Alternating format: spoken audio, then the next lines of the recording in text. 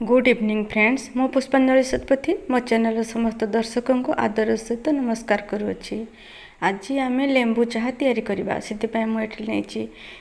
चाह पत्ती मिश्री लेंबू कला लुण अदा गोलमरीच आउ लवंग आउ टिके मु पुदीना पत्र भी नहीं पानी गरम कर दे गरम हो गला चाप आम जी नवा कथा जड़े जड़े लोक मुझे तैयारी करुँच अध ग्लास को ऊपर नहीं पानी से मु अदा आउ गोलमरीच आउ लवंग सब पकईदेवी सेटा को 2 मिनिट तक मु फुटवा को देची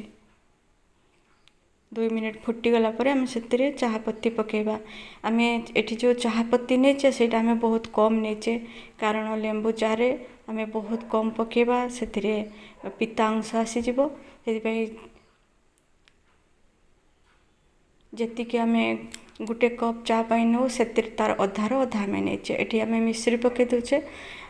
एम जदि महू मिसेकी पीवा से आहरी भल लगे महू जदि मिसेबा से आम लास्ट को पकेबा जेहेतु आम ये मिश्री तैयारी करचे मिश्रीटा आम एबे पकईदेले एबे कप्रे टिके पुदीना पत्र आउ कला लुणटा जो आम रखी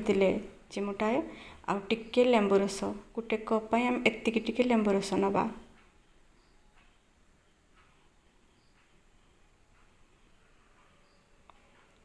देखिबा आम चाटा हो गला देखंतु आम चार कलर केते सुंदर देखा जाउची बिल्कुल पिता लागबनी बिल्कुल कला देखा जाउनी तापर आम एटा को छाणी नबा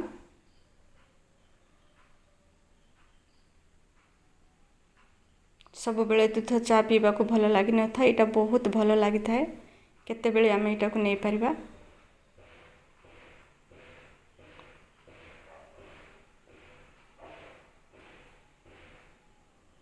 पुदीना लेंबू चा आमर प्रस्तुत हो गला